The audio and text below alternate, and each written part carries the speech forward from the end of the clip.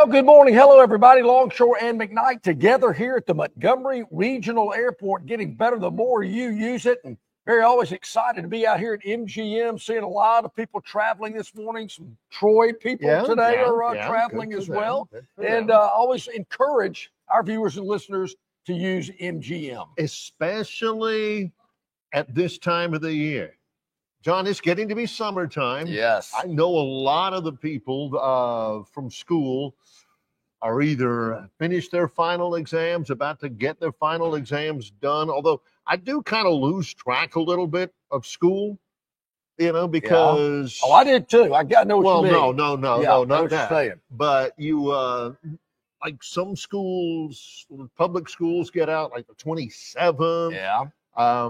Auburn and Alabama, I think finals were last week. Troy's was just finishing up. So all the schedules are different, but everybody's getting ready for summer. People getting ready for summer vacations. You know what's the best thing about summer vacations? Easy, convenient travel. You know what the worst thing is about summer vacations? Lugging those big old bags and all of the stuff and everything a mile and a half from some parking space out in the middle of nowhere in suburban Atlanta, trying to figure out, A, how in the world am I going to get all of my kids and all of my people into the terminal? And B, whose idea was this? Yeah, anyway? I hear you, Barry. I'm just getting the shivers thinking about it. That 4 mile, that parking lot 4 miles away, and that shuttle driver that isn't going to help you with your bags, and your kids are screaming. I can't even take it. It's been too good of a morning. I don't want to get on a down note listening to all that. But yet we are here. And, of course, it's convenient. It's easy. The parking lot just a few short steps away from ticketing. Zip up the escalator, go through TSA. Make sure you have that star on your ID. And then you're at the gate, and you're ready to board your flight to destinations all over the world. Easy connections to Atlanta, Charlotte, Dallas, Fort Worth, and Washington's Reagan National Airport. Economical, easy, convenient, hassle-free. That's what it is all about here at the Montgomery Regional Airport.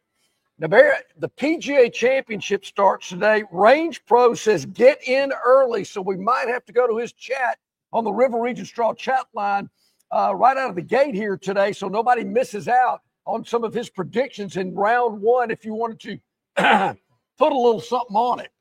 I'll be glad to read it. Brought to you by River Region Straw. I'll try to translate for you. That's what I'm after. Give me some subtitles here. Range Pro says real quick, PGA round one selections, we do not condone any illegal wagering. Smart man. All 3 matchups go early. Take Poston minus 125 over Thigala. So this match play? Well, no, you're just betting against those two in a match play. Who's going to have a better day today? Who's going to have the best score between those two? Okay. You got to put up 115 to win 100. Sounds a little suspect. Or if you take the other side, you put up 100 to win 115. All right, so Poston minus 125 over Thigala. Yeah. Lowry plus 105. Shane Lowry, I guess. Yeah. Over Tommy Fleetwood. I like that guy. I like that. All right. I like Tommy Fleetwood. Hogegaard. Yeah. Plus 105 over Hoey. I had to look that one up. Hoey. That's kind of like that rowing coach you mentioned yesterday. I mean, that's an unusual name. Oh, Hoey. Okay, yes. Yeah. More tomorrow. I mean, wouldn't you hate to, what if you were a female and you were in high school and somebody said, she's kind of Hoey? Yeah. That's her name. Yeah. Yeah. Poston minus 125 over Thigala. Lowry plus 105 over Fleetwood. Hogegaard plus 105 over Hoey. More tomorrow with a little cash bag on the I'm going to tell you, Range Pro does his research, knows his stuff when it comes to the PGA Tour, particularly wagering on it. It does start today, Barry, from Quail Hollow. I want to thank the good folks out at CBS 8 WAKA, because one time during our discussion about it yesterday, I called it Quail Valley. I don't know why I did that. Called it Quail Hollow really 2 or 3 times. They edited that out. I went, these guys are magicians. They're awesome. In case you've ever wondered, back in our career, we never really edited that stuff out because it would be a full-time job. All right, what have John and Barry got for us here today? Yeah, but I'm looking forward to it. John called it the copulation album. It's a compilation album. El Cajon. Yeah, you know, his play was erratic. Yes. It wasn't erotic. Yes, you know. yes. Goodness. They can do that, though. They can especially do it. these days. They certainly can. That's going to be in the book when we get around to it. When he says we, he means him. Right now, at Quail Hollow Golf and Country Club, Luke Donald, Alex Noren? Alex Noren. There was a stretch where John would pick Alex Noren, top 3. He ain't snoring. Pick Alex Noren. Hey, it'd be great if he was a moving company. And some guy named McGreevy. Yeah. They're all 1 under par. Luke Donald's through 4. Patrick Harrington? Patty Harrington, yeah. He's even par through 5. And then, it's early. No doubt, it's early. A lot of people on JT Barry. He won the PGA at Quail Hollow. Played well the last 2 weeks. He seems to be kind of a sentimental favorite. Jordan Spieth, obviously a little buzz about him. He's, of course, trying to go for the career Grand Slam as well. So I think it should be very interesting. Hopefully the weather, I know that's been an issue in the Charlotte area this week. So hopefully they'll get past all the weather and they can have a great 4-day tournament for the second major of the year. But wanted to make sure we got Range Pros picks in before any of these guys tee off. Because, Barry, it's kind of like when the game kicks, windows closed. Same with golf. As soon as they strike that tee ball on the first hole, it is over. Done. Yes. So your thoughts on the Jags schedule? I was impressed, Barry. They got an early Monday night game. That's all I looked at, to be honest with you. Jags on Monday night. That is feels like an all-time occurrence. When's the last time they were on Monday night? Yeah, we all were kind of checking around and seeing what if anybody remembers it. Nobody does. Is that the Travis Hunter effect? Oh yeah, no doubt. I think so. No doubt. Yeah. I mean, I think it might have been when James Shaq Harris was the offensive coordinator. Maybe Mark Brunell was the quarterback. Wow, that long Tony ago? Baselli was our left tackle. Yes. And they're hosting the game. That's going to be great. The game is in Jacksonville. It's going to be great. And it's early. It's an early Monday night game. That's the only one that I saw that caught my attention. I don't believe there's any Sunday night games or anything like that. But I did notice that the Jags have a Monday night game, and I thought, wow, the team's getting a little love. Yeah. Thought it was great. I will say this about the Saints. They did not get a Monday night game. Did they probably got a Thursday? They did get a Thursday. Yes, they did. But they got several in the 3:00 window. Oh, which is John's favorite window. Yeah, exactly. Because that way he says, Father, take your time. Take your time. Reverend. No hurry. No, go ahead. No Keep hurry going. at all. As opposed to those noontime starts. Oh, horrible. Where the pastor knows, the reverend knows when Longshore in that back pew is going, let's go. Yep. Wrap it up. Let's go. So, yeah. A little benediction and get out of here. We got the Saints. Expecting the Monday Nighters. Because really nobody knows who the quarterback's going to be, number one. But there are several 3:00 kicks in New Orleans, which I thought was nice. That they're not on the road. They do play a West Coast swing. So they got Seattle, LA. So they're going to be 3:00 there as well. But those are on the road. Buccaneers at home, 3:00. Mm-hmm. That's in October. I wish the game on December the 21st. Falcons at home. Was it 3:00? The game the week before is at 3:00, but the 21st is, it's near a very famous day on the calendar in the month of December. So I've already got my eye on that as a possibility. The Jets. I was hoping it would be maybe a 3. Sometimes they'll switch it. First 2 are at home, which I'm not real thrilled about that. But, hey, they didn't ask me. But I did watch a little of the schedule release.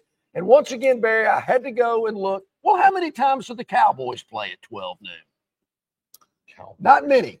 Now, they do play their second game of the year at 12:00 because it's against the lowly Giants. I get that. That's not the Cowboys' fault. But as you would imagine, Thanksgiving Day, Christmas Day, Monday, they play back-to-back on a Monday. Maybe they have a bye week in between. But they play, well, they have 2 games in a row on Monday night. I'll say that, with a bye in the middle. I thought, come on. What is it? And I just keep thinking back to something that you've said many a time. They're just not any good. They're not. And people still got to put the Cowboys on prime time. I don't get it. Yeah, they have the Chiefs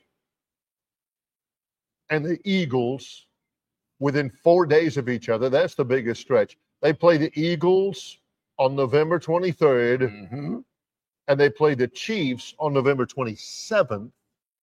Both of them at Jerry World. That's difficult.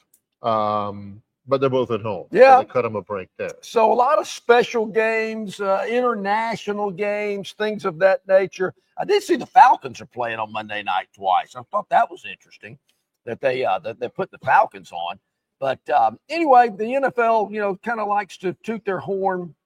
I got to say I wasn't as excited about the schedule release because normally back in the day, I was really looking to see when the Saints were going to be on Monday night, Sunday night, Thursday night. That ain't happening this year. Not good. I don't even think they're playing on Sunday night, matter of fact. But that's where we got it. So it was kind of anticlimactic for me, kind of like the NBA last night. More on that later. The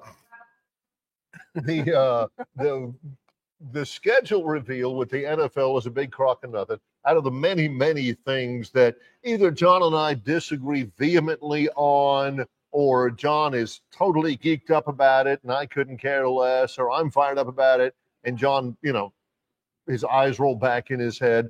One of those is schedules. Man, just let me know when we're playing. Yeah. John's going through everything with a fine-tooth comb. I see there's an open date before the LSU game. And I'm like, oh, yeah, big deal. So what? John's like, oh, no. See, you get that open date there. You get, and I'm like, just let me know when we're playing, where, and, and I'm there for the game. Most people might not think this, Barry, but I'm kind of a planner. I like to plan things out. Yeah. My wife has had to learn. I'm a planner. Honey, we got to plan this out. I like to know, what's going on. Same thing with scheduling. Same thing with traveling. And I like to look ahead, prepare. I do know when Auburn and Alabama's off weeks are in the upcoming football season. I'm thinking, okay, well, off week. Go do that weekend. Won't have to really pay attention to the Tide and the Tigers. So that's kind of nice. Yeah, I'm looking forward to it. I did see that the Jags do play the Saints in a preseason game. Yeah. 3 preseason games. That's going to be a bunch of nothing. I'm not paying attention to that. I'm not. Terrible. Yes, it's awful. Yeah. It's so awful. I noticed here on our River Region Straw chat line, Barry, JD, 2-time caller of the year, he also brings up some of the other famous words and lines that we've used here on the program. John, I never really realized that John called it Quail Valley. Yeah. I did on TV last night. And they edited out. Did you have to go in later and say, hollow? So no, they could drop it in there? I'd actually said Quail Hollow twice before I said Quail Valley, and then said Quail Hollow again after that. So some reason in the middle I said Quail Valley. Yeah. They just cut it out. They put up some B-roll, as they call it, just cut it out. Oh, okay. Yeah, it was great. I thought it was like they cut it out and put that red circle over your mouth. Boop. Yeah. Wait a minute. Or just turn the sound out. Oh, we had an audio glitch. Quail Valley. Yeah, we had an audio glitch there. Yeah, we were talking about whether or not back in the day, and I remember I've been in radio for forever, where if you wanted to edit something, you had to get a little razor blade and the little thing and some tape, and you roll the reel back and everything. Nowadays, I do a lot of digital editing with some of my work at Troy. I do a lot of stuff for the university rather than just the athletic department, and you can do that kind of stuff. But yeah, JD, man, it is when he said that, when he was talking about the Barry Manilow compilation album, that could be taken one of 2 ways. If you want to listen to a Barry Manilow album and totally guarantee yourself that there will be no copulation, that's the thing to do. But what John had actually referred to is a compilation album. Correct. Mandy, Weekend in New England, right. I Write the Songs, Copacabana, that kind of stuff. JD says you can't have a compilation album without hits like Hyperboil, which was another Longshore great that fell out. People text us all the time because from now on, I'll always call it Hyperboil. It's actually hyperbole. I get that. And I knew that at the time. But John called it Hyperboil for a reason.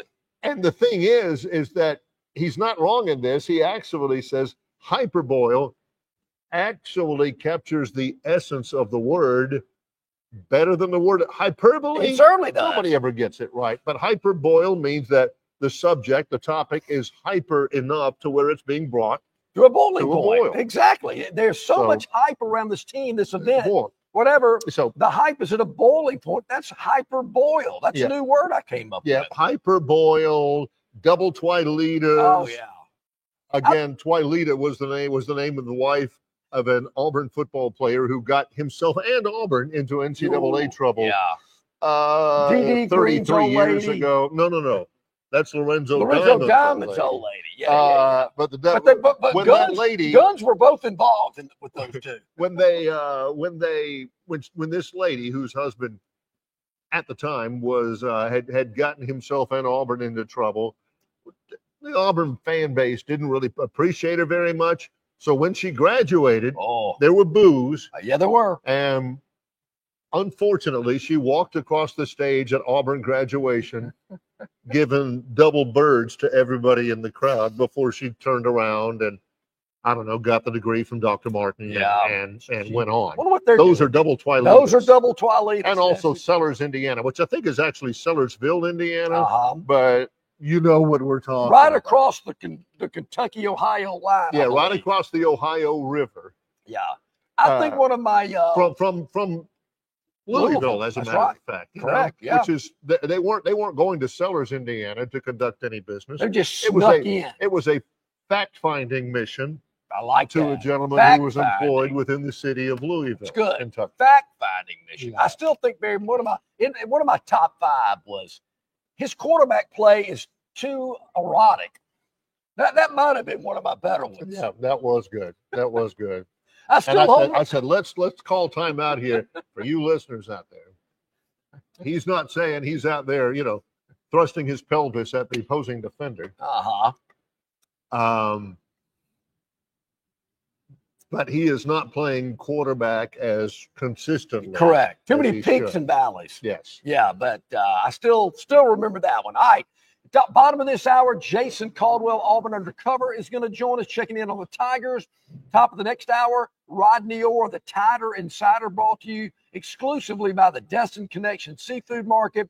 We are here at the Montgomery Regional Airport, getting better the more you use it. Easy, quick connections to hubs all across the country that can get you anywhere on the globe. It's that easy, folks.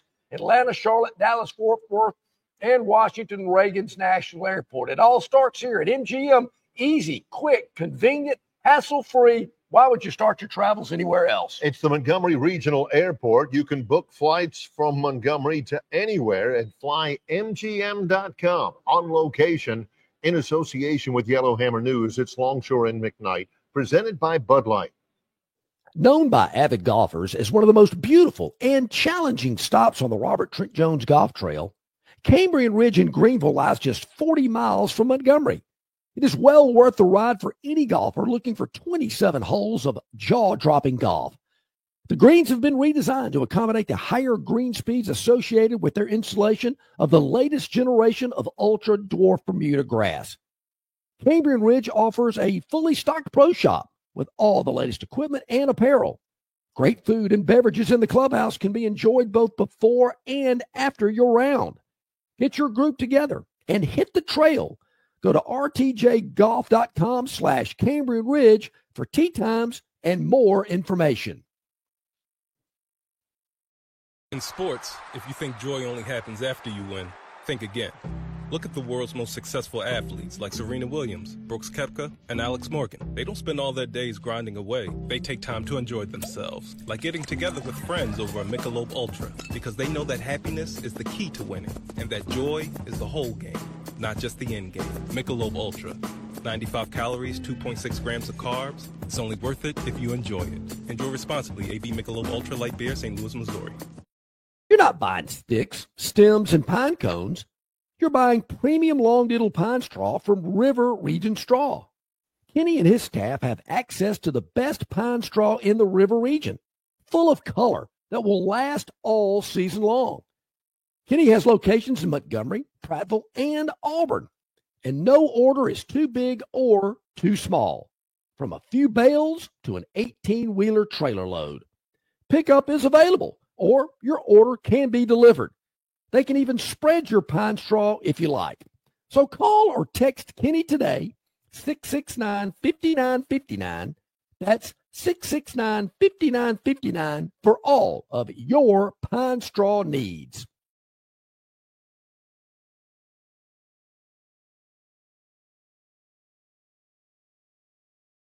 There we go. Welcome back in, everybody, here live at the Montgomery Regional Airport. Getting better the more you use it. Longshore and McKnight, in association with Yellow Hammer News, yellowhammernews.com. Make sure to check us out there and check out all the great content that they offer at yellowhammernews.com. A lot of people coming in and out of the Montgomery Regional Airport, getting started early, getting their vacation started in a seamless, convenient manner. Absolutely love it. And that is smart news.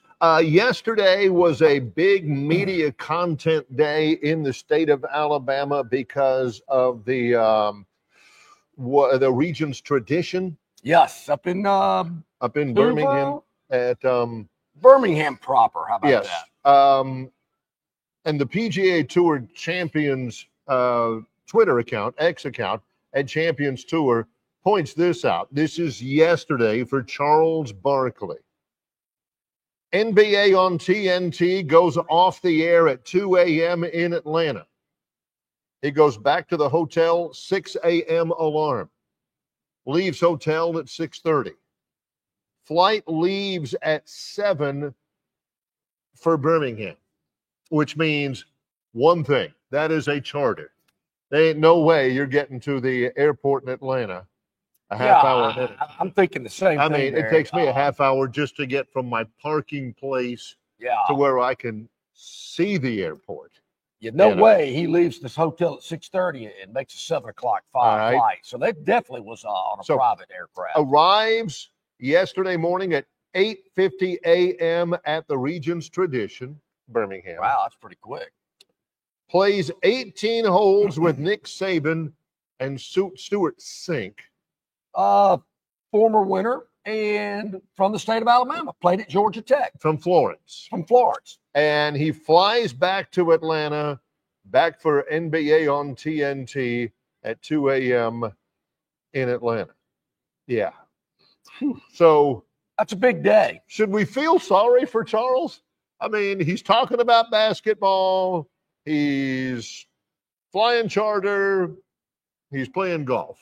I can't. Yeah. I mean, there are people out there, many of you watching right now, putting a full day out there, repairing the power lines. Many hardworking people here at the Montgomery Regional Airport, people out there, I mean, putting in hard work. Charles has to get up early with very little sleep so he can go play golf and get back in time to talk on the TV. Some people just, make it in different ways. Hey, you got to factor in getting up early, lack of sleep, flying over to Birmingham, which probably took about 20 minutes. By the time you got to altitude, it's time to come back down again, right? Pretty much. Some people have all the luck, they say. I think there was a song. Rod Stewart. But I did horrible. What I did find very really unnewsworthy is all of these Cub reporters falling all over themselves, drooling at the chance to interview Saban or DeBoer or Freeze or whoever else was up there. and I heard nothing that I don't already know. I mean, give me something. I mean, that's what I'm a little tired of. I'm tired of just the same old, and, let me get in front of this guy.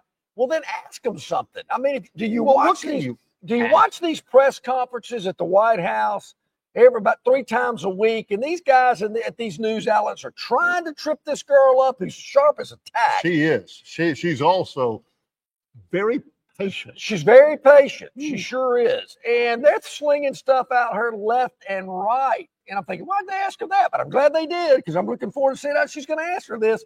With football coaches, it's like, I don't want to say anything wrong. I might lose my media pass, or, they might not like me anymore. I'm thinking, please. This is what John wants. This is what he wants. This is what he's saying without really saying it. What he wants to see on his TV is for Coach Freeze to say, look, I don't know, that kid's got to step it up at quarterback. Yeah. Whew, man, I thought he was some kind of 5-star. I don't know who rates him. Betty Crocker? He's got some work to do, boys. That's what John's like. Really? Hey, hang on. Honey, hang on just a minute. Yeah. Man, our running backs, good gosh, they stink out loud. They wouldn't know pass protection if it came and grabbed him by the nose. That's what John, and they're not going to do that. No, they're not. No. So why am I wasting we got a quarterback race. I know you think Jackson Arnold's our guy, but we got a quarterback competition. I heard DeBoer say the same thing. I don't want to hear it. I mean, same old blah, blah, blah. Now, I did think that it was interesting. Saban talked about the being on this commission for the president. He's going, I don't know about that now. Yeah. I'm not sure. Number one, I don't think we need a commission. Number two, it's going to be hard to get everybody to pull together, which he's right about both of them. Yeah. What he wants, this is how I read that. What he wants is, look, you want me to be a part of it? Put me in charge. Sure. You think you're going to get me in a committee with a bunch of people around a table, not gonna happen. And I got to get that lady to agree with me. I've got to build a consensus with that nerd knocker over there.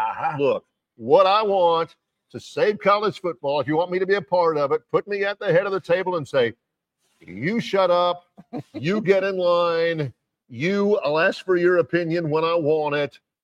Yeah. This is the way it's going to be. Let's vote. Yeah. Do it right now. I don't need this guy from Texas Tech who's a billionaire. I don't need him. Yeah. Don't need him cluttering things up. So what? You expect me to get into a committee meeting with all of these people to save college football, and I'm sitting here with all my natties, and I'm sitting here stroking my chin with all these rings over here. Yeah. And this lady, senior women's administrator from Arkansas State, is telling me, no, I don't think that's it. You want me to sit through that? Well, Barry, I heard Saban yesterday. I heard Greg Sankey yesterday. They're all talking about the problems with college athletics. We cannot get rid of Olympic sports, saying all the right things, but there still is no plan. There's no solution. They continue to drag their feet. When is somebody going to step up and say, enough, fellas? As of today, this is how we're doing it. But I'm not hearing anything. I'm just hearing a bunch of word salads, which has been a popular phrase during the last presidential election. Give me something. I've been hearing this for a year and a half, and everybody says it's horrible. We got to do something. It's ruining college athletics. We got to get this thing back on the rails. Don't have a plan. Don't know what we're going to do. I just think that Saban, he's holding out. He doesn't even want a commission at all. Even if he's in charge of it, he doesn't want it. He said, just ask me. I'll tell you what to do. Yeah. If you want my opinion, I'll sign whatever piece of, whatever legislation said Nick Saban says. But there also, since you brought it up, there is also probably a good bit of truth to the belief that if there's, say, on a Saturday night, there's a late miss on a cover by Hawaii, and John's lying in bed, just like, golly, why did they go for the first down? Mm-hmm. They had the field goal. Why did they run another play and fumble it? He will play a recording of of Greg Sankey's responses to several of our questions, and he'll be asleep in 10 minutes. Yeah. It's like, come on. He's at that thing we're talking about, and believe me, he's the one that John's referring to when he mentions the phrase word salad. John's sitting there, and he's talking about synergy and cohesive synergy and all this kind of stuff, and John's like, all right, Greg, I'm looking at you. Yeah. I'm hearing you're sounding like Charlie Brown's teacher right now. I'm looking at you. I can't act like I'm paying attention more than 10 or 15 more seconds, please. You know, man, the thing about it is, yeah, he uses a lot of big words. You know, Brian Jones called them $5 words. Yeah. And he uses a lot of those kind of words. But I didn't get anything out of that. I know it's here. It is middle of May, talking season, but I'm ready for some nuggets. I'm tired of that stuff. It's going to be a long time before that happens again. We're going to get some nuggets from our first guest today. Jason Caldwell is going to join us after this bottom of the hour break. Yep, we're live at the Montgomery Regional Airport in association with Yellowhammer News. This is Longshore and McKnight, presented by Bud Light. Why Hands? At Hands Heating and Air, you get this area's highest ranked service provider with 24-hour repair service, no overtime charges, and their same-day service guarantee. Plus, instead of other companies' 30-day repair warranty, Hands gives you a 3-year repair warranty. Hands Heating and Air is here for you 24/7, 365. And service is not just something they do, it's their way of operating, for you in mind. All of Hands employees are trained to adhere to this standard. They work hard to ensure that this standard is maintained, and they are constantly looking for new ways to better serve you. Call Hands Heating and Air today at 508-5382.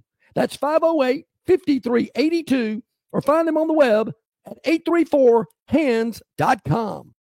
All right, man, grab a Budweiser and take a knee. It is the best time of the year. It's baseball season. That means sunshine. It means behind-the-back peanut tosses. And it means sharing some cold, frosty Budweisers with your boys. Because there's nothing more American than watching America's game with America's beer. So let me ask you something. Are you ready to bring your A game? Are you ready to cheer every frozen rope down the line and amazing catch at the warning track? Are you ready for pitchers' duels and slugfests? Tell me, are you ready for the thrill of an incredible walk-off victory? I can't hear you. Are you ready for Budweiser and baseball? Then get on your feet, raise an ice-cold Bud, and let's make this season larger than life. Great times are waiting. Grab some Bud! Enjoy responsibly. Budweiser Beer, Anheuser-Busch, St. Louis, Missouri. Phoenix Physical Therapy is ready to help patients recover, recharge, and rise. They develop a customized therapy plan for each patient to get them back to enjoying their favorite activities. Their experienced team is committed to providing exceptional care in a professional environment. Whether you're looking to prevent or treat an injury, recover from a recent illness, or recuperate from surgery, schedule an appointment with our clinic and take advantage of our physical therapy, athletic training, workers' comp, and employer solutions service. Experience elevated physical therapy today. Call Phoenix Physical Therapy at 239-9316. That's 239-9316. Okay, welcome back in, everybody. About 27 minutes to the top of the hour, Longshore McKnight. We're live here at the Montgomery Regional Airport. And joining us now, as he does each and every Thursday from Auburn Undercover, our man Jason Caldwell. Jason, good morning. How you doing today? I'm good, guys. How about y'all? Doing really well. All right. Tell us the new legend of Andrew Dutton, because that was really cool the other night against Jacksonville State in Auburn baseball, Jason. Yeah, no, it's pretty fun story. Obviously, you don't get many opportunities for those in games, and baseball, you probably get a few more opportunities than you do other sports. But Andrew Dutton's a guy that obviously was looking for a home. Was at Birmingham Southern not only did they not play baseball anymore, they ceased to exist anymore. And so he had another year of eligibility left. And when his brother Sam transferred from LSU, Auburn said, "Hey, you want to come for your last year of eligibility? Come on." And so he comes to Auburn, and guy that was really, really good player for Birmingham Southern. Not the biggest, most physical guy. You wouldn't know that from his swing the other night, but a guy that has just done all the right things. He's been a guy that's been, as everybody said, a great teammate. And so this season for Auburn baseball, they moved Gabe Gross from third base coach to the dugout so he could become more of the hitting coach, where he could talk to guys in between at bats, talk to them about pitching changes, all those things. So that moved Carl Nonamaker from first base to third base. Right. So because of that, Auburn has had a player coaching first base for much of the season. It was Andrew Dutton early on. It's been Eric Guevara a little bit when he was a little banged up. And then it's been Andrew Dutton really for much of the last 6 weeks. He's been Auburn's first base coach over there and kind of doing that thing. Well, he finally got his chance to get in and get a swing. And, I talked to Carl Nonamaker, and he said, the umpire came up and said, "Hey, is this his first at bat?" Carl said, "Yeah, it is." He's like, well, if he gets a base hit, we'll try to get the ball for him. And then he hits the swing, and Carl said, "You're not getting that one." So it was a fun finish to the last regular season game for Auburn. They played well, got a chance to get him in the game and a bunch of other guys. And so that was a good opportunity.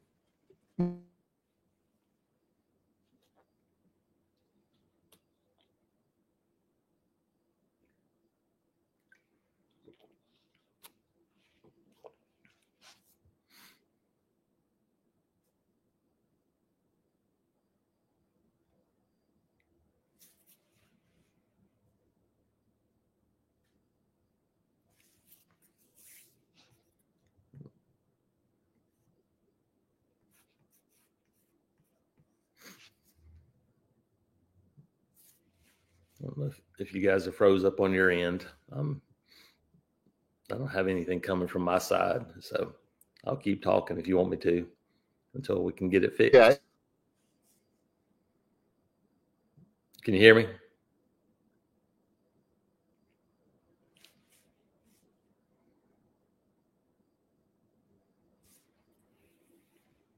Yeah, let's start it this way with Jason now that we got this on another. Yeah. Can you hear us okay now? I got you. Yeah. Yeah. We were talking about, 46 runs against South Carolina at home, 19 against Jacksonville State and all that. Guevara's been great. What's been the tone of the offense? Yeah, I think I talked to somebody the other night, and they said they remembered a season where Auburn was down in a game and had a big comeback, and it kind of spurred them a little bit. I think the same thing happened this year. They didn't have a comeback win against Mississippi State a few weeks ago, but they were down in the second game, hit 4 or 5 solo home runs, and it felt like that was the first time they had been free. They said, "Hey, look, we're just going to go attack and swing the bat." And it seemed like since that moment, even in sweeping LSU, it wasn't the offense that had a whole lot to do with that. They didn't score a ton of runs that weekend. They had really good pitching and did those things. But since then, they played really good offense. And I think it's a group that's now attacking and going, "Hey, we're going to go and be the aggressor." And I thought this was an offense that had a chance to be really good. I'm not saying it's 65 runs in 4 games good. And obviously that's not going to happen this weekend. Ole Miss is a really good pitching team. But I do think this is a team that has now some weapons when you add Rembert and Guevara to the right-handed bat, Lucas Steele as a DH who's a switch hitter, and then you have the lefties with Ike Irish and Cooper McMurray and Bub Terrell, those guys. All of a sudden you start to look at a lineup that has some depth from top to bottom. Jason, is next week's SEC baseball tournament similar to the SEC basketball tournament? You heard that, if you don't win it all, it's not really that big of a deal because you're thinking about the next step. Yeah, I think it's very similar. I think in baseball it may even be less value than basketball because you play more games. You look at it from an Auburn perspective and, of course, everything depends on what happens this weekend too, because there's such a narrow margin in a normal year, a normal SEC. If you look and you go, Auburn got to 17 wins. Normally, that's probably enough to get you a national seed in a normal season. It has been in the past. You look at it now and you go 17, it might not get it this year because of Texas and Arkansas, and depends on what happens with LSU and Georgia, Vanderbilt, Tennessee. I mean, there's so many teams that are still stacked up there in the middle that you start going, okay, what's it going to look like? And so, but I don't think that the SEC tournament, especially now that single elimination, I don't think it's going to factor in a bunch. I think it's going to look like basketball where you go, hey, that team lost in the first round. Oh, well, it didn't matter. That team made it all the way to Sunday. It doesn't really matter. It might change where you play, but I don't think it's going to change seeding a ton. You spent a lot of this week tracking Auburn men's golf at the Auburn University Club. They were even more dominant in that NCAA regional than the baseball team was at Plainsman Park this week, Jason.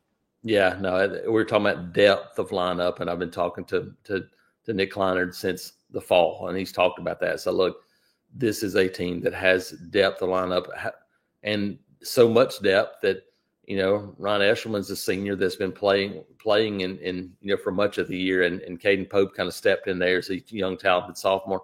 Billy Davis is one of the top amateurs in the country as a freshman and isn't in the lineup for this team because everybody else is playing so well. And, yeah, they just went out and were dominant. And that's what they wanted to do at home. Obviously, you have a home course advantage, but I don't know that 27 shots is a home course advantage. I think there's a little bit more to it than that. But played really well. Jackson Coyven, 54 holes, 1 bogey at AU Club is pretty phenomenal. And so you have to go 12 under and win an individual title. He continues to put up those numbers. And you look around the country, and it's setting up. Florida State wins, you know, the Tallahassee Regional. And Luke Clanton was really good there. Florida wins their regional, team that beat Auburn in match play. Texas advances, Ole Miss advances. You look, and it's going to be just a really, really tough field when they get to La Costa next week. Yeah, I was going to ask you, where's the national tournament being contested? Yep, same place it was last year. So for Auburn, that's pretty good feeling. You get to go back there in the same place, La Costa Resort at Omni La Costa Resort and Spa, Carlsbad, California. They've got it for a few years straight. So they'll have the women this week, and then the men will follow after that. And so, yeah, for Auburn, you got some pretty good vibes at a place like that you played last year, good familiarity. And so I think that's a bonus going into this thing. Speaking of golf, of course, the region's traditions, a lot of the media gets there so they can get a crack at asking Hugh Freeze a question here and there, a lot of Charles Barkley, a little bit of Kalen DeBoer and everything. As far as media goes, though, we were talking before, sometimes I think they waste their time up there because Hugh Freeze in mid-May is not going to say anything inflammatory or anything like that, or even particularly insightful to that type of a venue anyway. I do know it's a big recruiting week this week. You've told us about that before, Jason.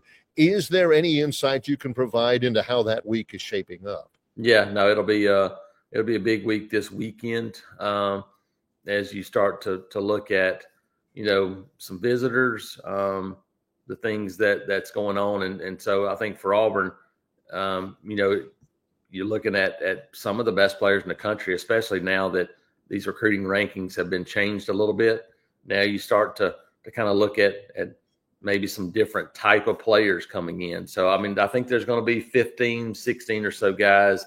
Derek Cooper is fringe 5-star guy who's a running back from down in South Florida. Bryce Perry Wright did jump into 5-star status, defensive lineman from Buford, Georgia. He'll be in this weekend as one of those guys. And then, you know, you start looking at some other ones. Trenton Henderson is another guy that moved into 5-star status as a pass rusher. Kid from the Panhandle, Pensacola area. Rodney Cleveland just outside that. Big defensive tackle from Parker is in the 50s nationally. And so, yeah, it'll be a big recruiting weekend for sure. A couple of running backs, a few defensive linemen, 3 or 4 offensive linemen on campus this weekend as well. And so, yeah, it should be a busy start to this crazy time. I think you got basically a month and 8 days until it goes dead. So it goes dead on June 23rd, and then it'll be dead till the end of July. So from now to June 23rd, I would guess that Auburn will have roughly 60, maybe a few more than 60 official visits on campus in the next 30, 38, 39 days. And not coincidentally, Jason will be sleep deprived for the next, I would say 63 days. Yeah, it could do that, yes. Jason, in basketball, I see that Coach Pearl's lost one of his longtime assistants. That's right. Chad Pruitt is stepping away from basketball. He's been really involved in the Unite US. It's a ministry that's been on college campuses where they go to arenas and have worship services, do those things. And it kind of grassroots started in Auburn and a couple of years ago, and they've kind of carried it through. And now I think they're wanting to grow it even more. And I think Chad called me yesterday and said, "Hey, just heads up, just wanted to let you know." But that's the kind of man he is. Been really, really a great thing for him. And in his statement, you could see like coaching Auburn was one of his lifetime dreams. And to step away, it had to be something that he felt really strongly about. And I think that's exactly what it is. And so had to be something transformative. Yeah. And so, obviously now you look and you go, now you look for new assistant. They promoted from within a couple of times doing this. Heck, I wouldn't be surprised if they did that again. Somebody that's on the staff, that got moved up, but because you feel like now because the staffs are larger, you have different pieces that you could put together in a coaching staff. But I would guess that Auburn would be a pretty attractive place to hire the next assistant coach to. So I would imagine so. Like I said, Jason's going to be sleep deprived. It's busy during the summer. People have a misconception about summer being a time to put your feet up. It's not that case. Way busier than football season. Yeah. This is much busier than football season is. So fun. All right, who you got winning the PGA this weekend? Man, it's at Quail Hollow. Rory McIlroy's been really good at Quail Hollow, and he wins the Masters. It's been a long time since somebody won the first two in a season. It'd be tough for me to bet against Rory because of his success at Quail Hollow in the past. It's a long golf course, shot maker golf course, and that's what he does the best. So if he drives it fairly well, then I think Rory's going to be there to the end. It's interesting. Two of the longest par fives on the tour are at Quail Hollow. So these long hitters, long par threes too. Yeah, it's going to require some length for sure.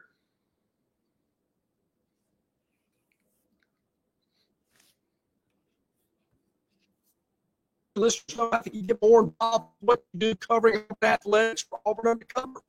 Yep, check us out, auburnundercover.com. All social media platforms, all those things, you can find us there. YouTube. The young guys do the Instagram, TikTok, all that stuff. I let them handle that. But you can find us on all those social media platforms and find me on Twitter at ITATJason. As always, much appreciated, Jason. Thanks for the time. Thanks, guys. You too, buddy. Thank you, man. Jason Caldwell, Auburn Undercover. We're here at the Montgomery Regional Airport. I love our new advanced camera setup here. We can have different angles here. So, man, it's awesome that you get a different that's where we're broadcasting here. Stay with us. More to come in just a moment. We'll visit with Rodney Orr, the Tiger Insider, coming up from the Montgomery Regional Airport in association with Yellowhammer News. It's Longshore and located just 8 miles north of Alabama's state capital, Capitol Hill features 3 18-hole championship courses. With more than 1,500 acres of golf and nature, the pure magnitude of this facility is amazing and allows each course to be drastically different from the others. Capitol Hill also features an innovative 360-degree driving range, 400 yards in diameter. Capitol Hill offers a fully stocked pro shop with the latest equipment and apparel. Great food and beverages in the clubhouse can be enjoyed both before and after your round. Get your group together and hit the trail. Go to rtjgolf.com/Capitol Hill for tee times and more information. It doesn't matter if you're running drills at the park, playing pickup on a Saturday, or sinking the final putt. When you compete with your friends with Michelob Ultra on the line, competition isn't that friendly. The trash talk, next level. And the stakes, oh, those are crystal clear. With only 95 calories and superior smooth taste, it's the ultimate trophy. Superior is worth playing for. Michelob Ultra, superior light beer. Enjoy responsibly. Copyright 2025, Anheuser-Busch Michelob Ultra Light Beer, St. Louis, Missouri. Local banking expertise, the newest innovations and technology, personal attention, genuine hospitality. It's all just part of the Riverbank and Trust difference. They invite you to experience it for yourself. Welcome to banking above and beyond at Riverbank and Trust. Locations throughout the river region, locations throughout the state of Alabama. Riverbank and Trust. Already a couple of minutes, about 10 or so until the top of the hour. Longshore and McKnight, presented by Bud Light. Easy to drink, easy to enjoy from the Montgomery Regional Airport. That's where we're broadcasting here from today. And you can always tell, Barry, some of our longtime viewers, longtime listeners, by some of their comments in our River Region Straw chat line, like this one. We can put a man on the moon, ... I wonder if you heard that one before. Yes. Usually it has to do with John talking about a remote location or something like that. Yeah, so, that's right. Yeah. Wait a minute. I can't get my navigation to work in my car, but we can put a man on the moon. Yes. Huh. Of course, that was 50-something years ago. John still, the inference is that that's cutting-edge technology. Yeah. We have peaked technologically by putting a man to the moon. Well, this laptop that we are on has more computing power than the entire, Apollo 11. So is that the greatest feat in mankind? Putting a foot on the moon and bringing those astronauts home? Coming back from 27 down in Tuscaloosa. Yeah, that's pretty big. Yeah. That's pretty good. huge. That's pretty big. Being partially tackled by an Oregon defender, but not going down, spinning off of him and getting your team in position. There's a lot of amazing achievements. There really are in American and society. Now that you phrase it and picture it that way, it's amazing what Auburn got out of a $180,000 quarterback. I mean, you're talking about getting your money's worth and more. What a bargain! That's going to be in the compilation album too, along with the double Twilitas and Hyperbole. I'm surprised somebody didn't have that in the River Region Straw chat line. I mean, come on, JD, that's one of my go-tos. $180,000, which was the alleged price that Auburn boosters paid to secure Cam Newton's enrollment at Auburn and subsequent participation in the football program. Allegedly, because it'll always be alleged because the NCAA investigated, didn't find a thing wrong with it. There's been a lot of criticism towards the NCAA over the last decade plus because, short-staffed, kind of, overwhelmed, not really doing their work, poor caddying. Yeah. So I guess the NCAA didn't find anything. How hard did they look? But anyway, Barry, I don't want to get off on that. Obviously, there must be something just wrong with their practices. There's something wrong with the process. Yeah. If they didn't find anything, I remember seeing an interview with Cam Newton, podcast interview, a whole schmear, the park ranger hat, the oversized glasses, the hair all different directions. And he was saying, I didn't get any money. He said, people talk about Dan Mullen, and Dan Mullen, if I had gone to Mississippi State, I would have played for Dan Mullen, who was my coach at Florida. He said he didn't play me when I was at Florida. What makes you think we had some kind of a great relationship with Dan Mullen, I mean, Charles Barkley has come out and admitted he got paid when he was at Auburn. It'd just be nice, to maybe hear that out of another athlete. That's all I'm saying. Even if he didn't. I mean, Charles yesterday, I believe in Birmingham, said, talking about NIL and paying Auburn money, he says, look, I paid Auburn when it was legal and illegal. Well, but I'm not doing this. My favorite quote yesterday from Charles was when they were asking him about, his NIL contributions. He says, look, I'm tapped out, man. He says, I'm done. He says, I love Auburn. I give to Auburn and everything. He says, it's getting to the point where I'm not sure I'm getting a return on my investment if I put all this money into NIL. He said, I've been rich a long time. I plan on staying that way. Yeah. I don't blame him. That's pretty smart. That's a good thing to, I wonder how much, Barkley made in the NBA as a player, how much he's making being an analyst. I guess he makes a ton because he's a spokesman for so many credit card companies, Subway. Not as many as Shaq, but he's certainly. Shaq is everywhere. Everywhere from Icy Hot to pizza to ink cartridges, online car insurance. So the general. But I wonder that, Barry, about I thought, golly, how much money does Barkley make? But I'm sure he's doing great, but maybe not the millions and millions and millions that people assume that he's making, that he could be given to Auburn or whomever, whatever. But he's going to make it. He's going to make it. There ain't no doubt about that. He's going to make it. He ain't going to make it if he's giving all his money, as much money as they want him to give to NIL. That's just bad business. Yeah.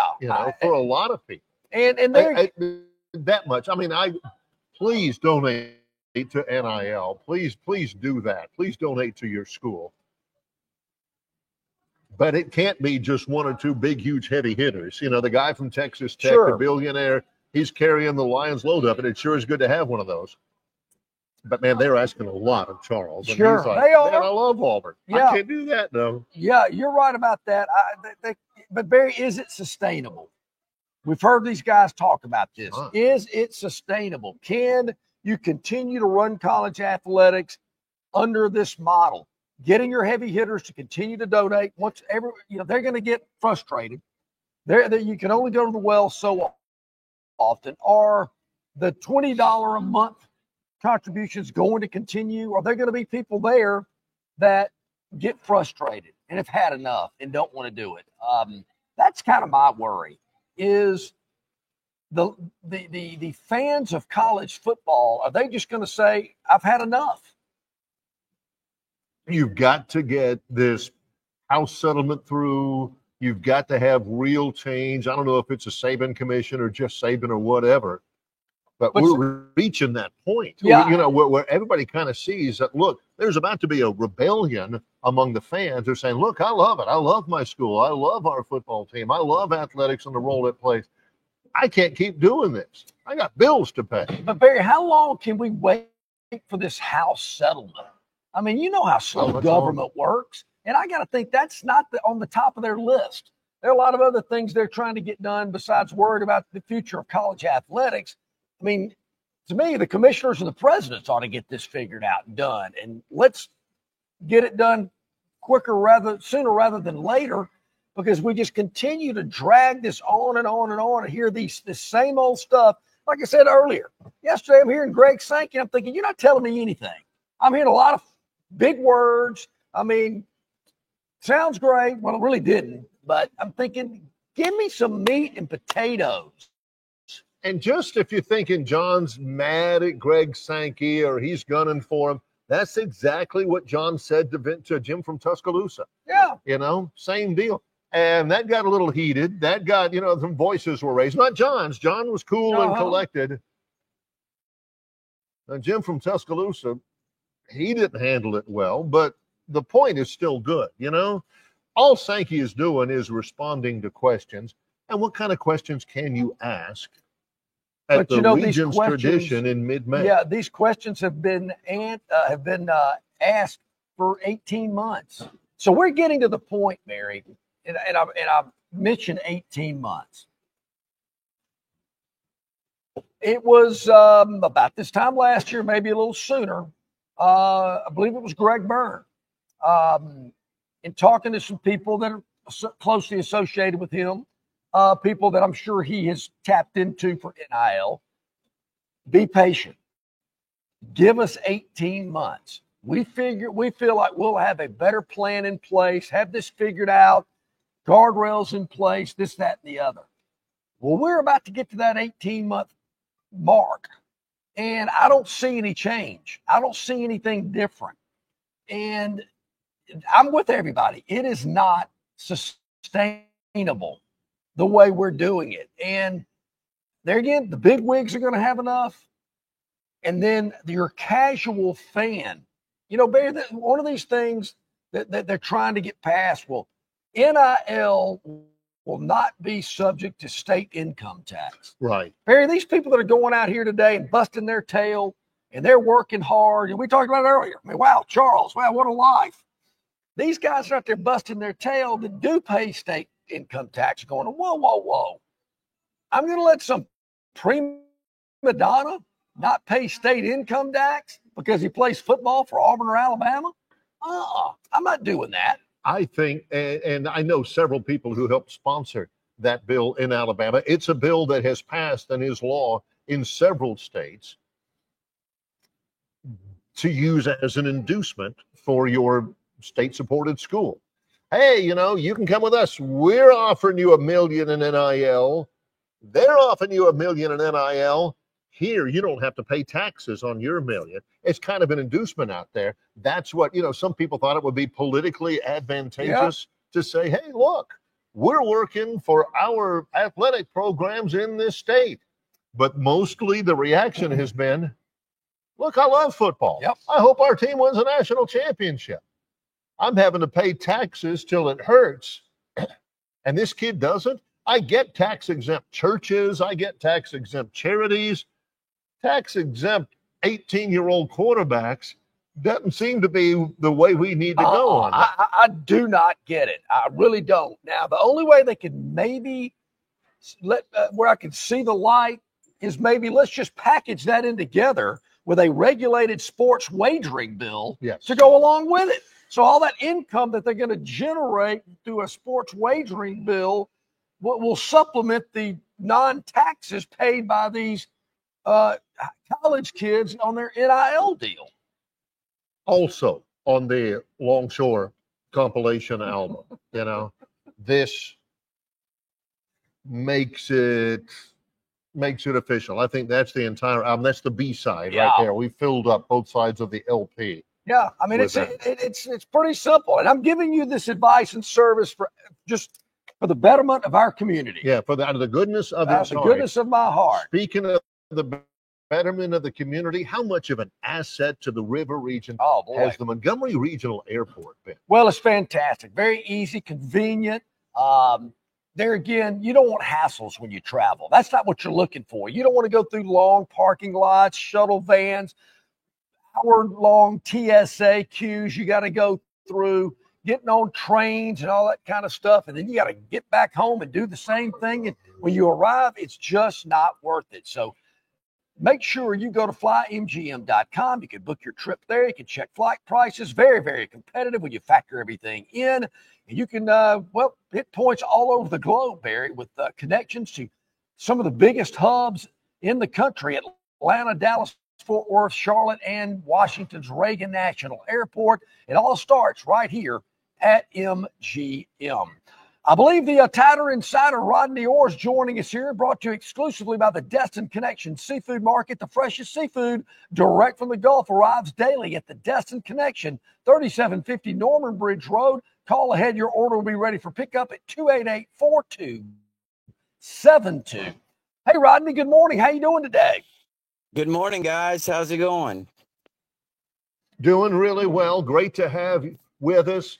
We are in the middle of May, which in the new updated calendar means big-time visits into campus.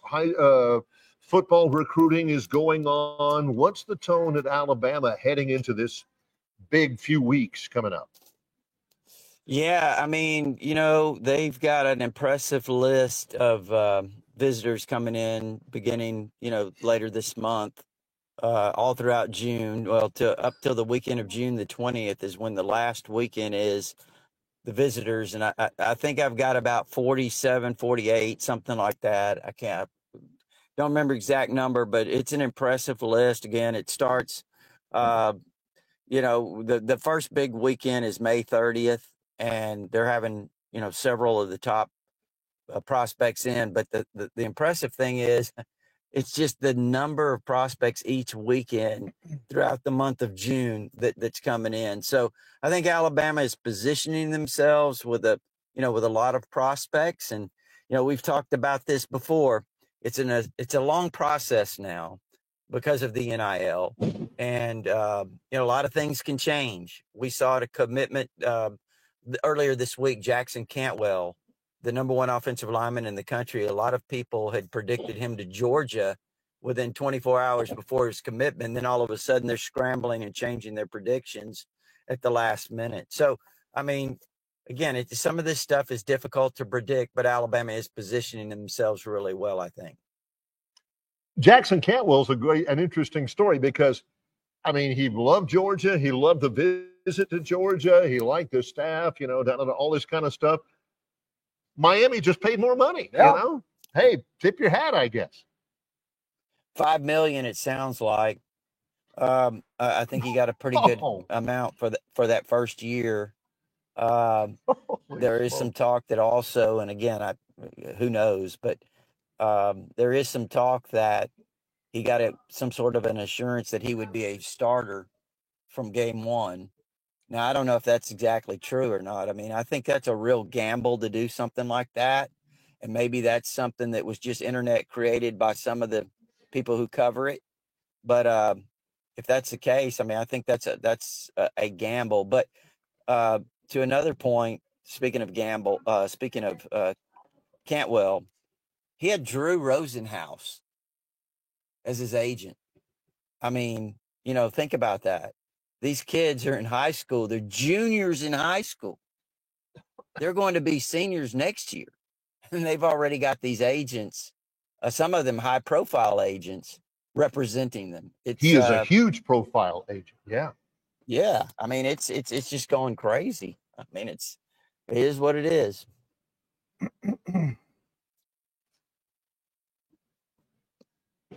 Well, we visiting here, Rodney Orr, TiderInsider.com. John, you had a question? Yeah, Coach DeBoer up in Birmingham yesterday, Rodney, making the rounds, media talking to him, but you just don't really hear anything new at events like this. Like they got to, the media's there, but did you pick up anything maybe that we might have missed? Because I certainly didn't hear anything I didn't already know.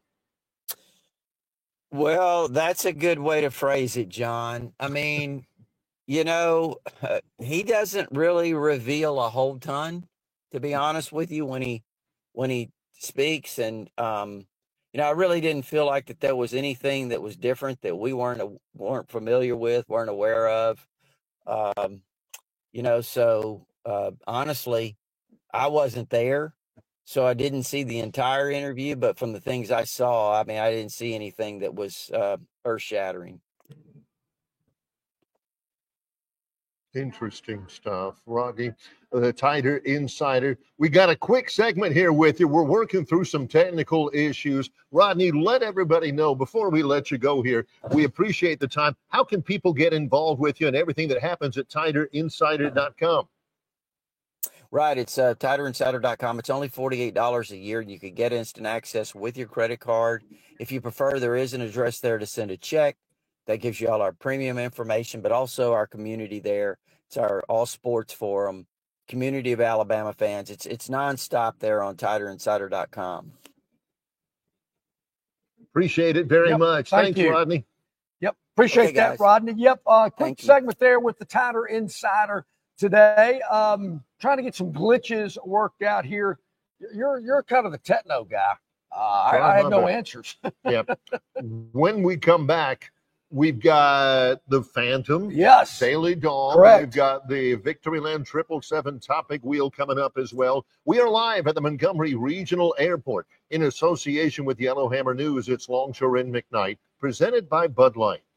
Marianne is with us at Marguerite's Exquisite Jewelry. I couldn't. Gosh, there's a lot of things going on at Marguerite's right now. Marianne, give us an example or two. Sure. Okay. Well, it's crazy. Tons of things are going on. We've got graduations coming up, lots of different anniversaries. We've had tons of upgrades or people getting engaged. Of course, Marguerite's has an amazing selection of diamonds, loose and mounted. We've had some people wanting to come in and needing to get engaged on the spot almost. And guess what? We have an in-stock jeweler, so we can make that happen for them. How has Earring Fest gone? I can imagine that it has been spectacular, Marianne.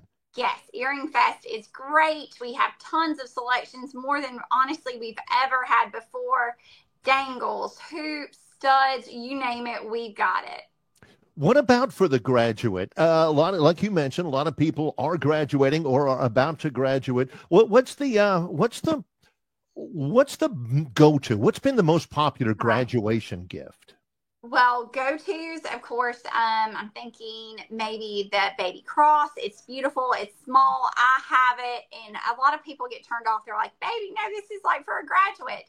But it's just a smaller cross, delicate, something you can have forever, as well as solitaires. Diamond by the yards are great because it's a wonderful layering piece, something that they could wear through sorority recruitment if they're going to do that. And we also have lots of strings of pearls, a classic gift that they can wear in graduation or any of the senior pictures. And watches and cufflinks for guys. We have those in stock, and they're wonderful pieces instead of just, giving them a Dillard's or Visa gift card. Makes it special. One more question I've got about it. What about those people who at this time of the year, they really like to get into their jewelry boxes or look in the back of the drawers? It's time to do maybe some late spring cleaning. Right. Can they trade up some of those jewels? Of course, yes. There's no reason for jewelry to collect dust, especially if Marguerite's is right around the corner or within driving distance. You just load it up. It doesn't matter if you're not sure if it's costume or not. Bring it in. We can test it for you. There's absolutely no charge to that.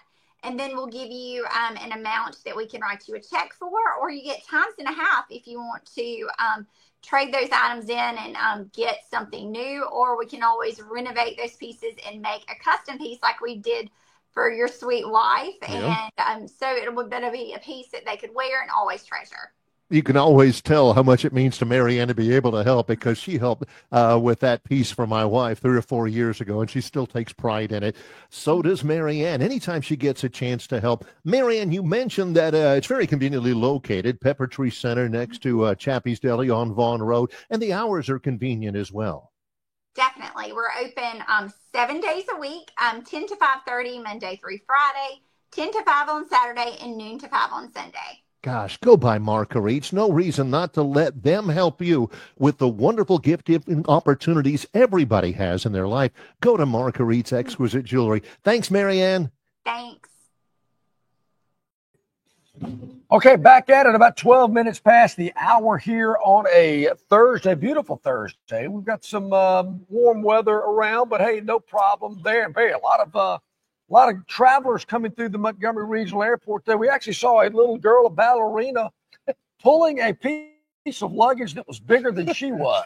That little girl, she is excited to get on the plane, and that's what they love here as well. The families are getting ready to go on vacation. As a matter of fact, while we were talking with Marianne, there was another Troy student athlete. I recognized him from the Troy men's tennis team. He's a tennis player. Yeah, he's a tennis player. Had his rackets with him. Yeah, his racket case was almost bigger than he was as well. And they're going home. They're he's heading back internationally to spend the summer back at his home overseas, and you can get anywhere from here.